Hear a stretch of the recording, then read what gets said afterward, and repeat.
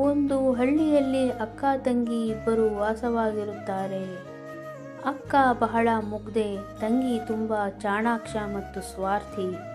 ಅವರ ಮನೆಯಲ್ಲಿ ವಿಪರೀತ ಬಡತನ.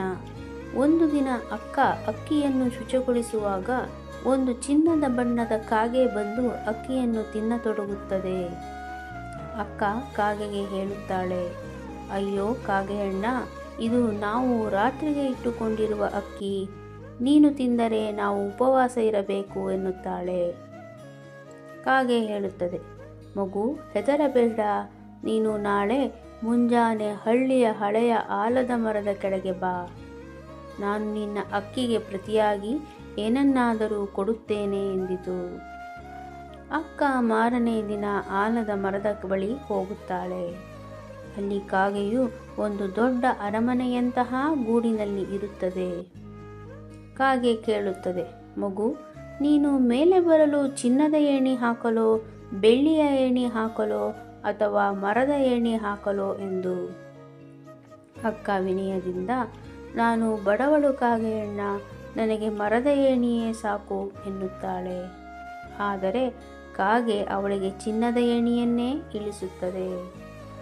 ಒಳಗೆ ಹೋದಾಗ ಕಾಗೆ 3 ತಟ್ಟೆಗಳನ್ನು ಇಡುತ್ತದೆ. ಚಿನ್ನದ ತಟ್ಟೆಯಲ್ಲಿ ಊಟ ಮಾಡುತ್ತೀಯೋ ಅಥವಾ ಬೆಳ್ಳಿಯಲ್ಲಿ ಮಾಡುತ್ತೀಯೋ ಅಥವಾ ಮಣ್ಣಿನ ತಟ್ಟೆಯಲ್ಲಿ ಊಟ ಮಾಡುತ್ತೀಯೋ ಎಂದು ಕೇಳುತ್ತದೆ. ಅಕ್ಕ ನನಗೆ ಮಣ್ಣಿನ ತಟ್ಟೆ ಸಾಕು ಎನ್ನುತ್ತಾಳೆ. ಹೋಗುವಾಗ ಕಾಗೆ 3 ಪೆಟ್ಟಿಗೆಗಳನ್ನು ತರುತ್ತದೆ. ಒಂದು ದೊಡ್ಡದು, ಮಧ್ಯಮ ಹಾಗೂ ಇನ್ನೊಂದು ಸಣ್ಣದು. ಅಕ್ಕ ನನಗೆ ಅಕ್ಕಿ ಅಲ್ಪ, ಹಾಗಾಗಿ ನನಗೆ ಸಣ್ಣ ಪೆಟ್ಟಿಗೆ ಸಾಕು ಎಂದು ಸಣ್ಣದನ್ನು ತರುತ್ತಾಳೆ.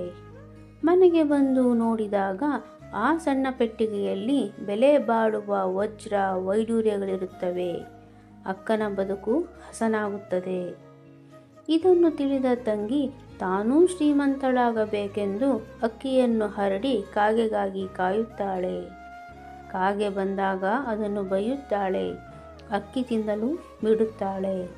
ಕಾಗೆ ಅವಳನ್ನೂ ಆಲದ ಮರದ ಬಳಿ ಕರೆಯುತ್ತದೆ. ಕಾಗೆ ಏಣಿ ಕೇಳಿದಾಗ ತಂಗಿ ನನಗೆ ಚಿನ್ನದ ಏಣಿಯೇ ಬೇಕು ಎನ್ನುತ್ತಾಳೆ. ಆದರೆ ಕಾಗೆ ಮರದ ಏಣಿ ಇಳಿಸುತ್ತದೆ. ಊಟಕ್ಕೆ ನನಗೆ ಚಿನ್ನದ ತಟ್ಟೆಯೇ ಬೇಕು ಎನ್ನುತ್ತಾಳೆ. ಕೊನೆಯಲ್ಲಿ ಪೆಟ್ಟಿಗೆ ಆರಿಸುವಾಗ ದುರಾಸೆಯಿಂದ ಅತಿ ದೊಡ್ಡ ಪೆಟ್ಟಿಗೆಯನ್ನು ಹೊತ್ತು ತರುತ್ತಾಳೆ. ತಂಗಿ ಮನೆಗೆ ಬಂದ ಸಂಭ್ರಮದಿಂದ ದೊಡ್ಡ ಪೆಟ್ಟಿಗೆ ತೆರೆದಾಗ ಅದರಲ್ಲಿ ಬಂಗಾರದ ಬದಲು ಕಪ್ಪು ಮಸಿ ಮತ್ತು ಕಲ್ಲುಗಳು ಇರುತ್ತವೆ. ಅವಳ ಅಹಂಕಾರಕ್ಕೆ ತಕ್ಕ ಶಿಕ್ಷೆಯಾಗುತ್ತದೆ.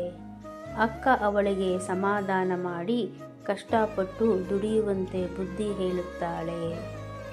ಕಥೆಯ ನೀತಿ: ಅತಿ ಆಸೆ ದುಃಖವನ್ನು ತರುತ್ತದೆ.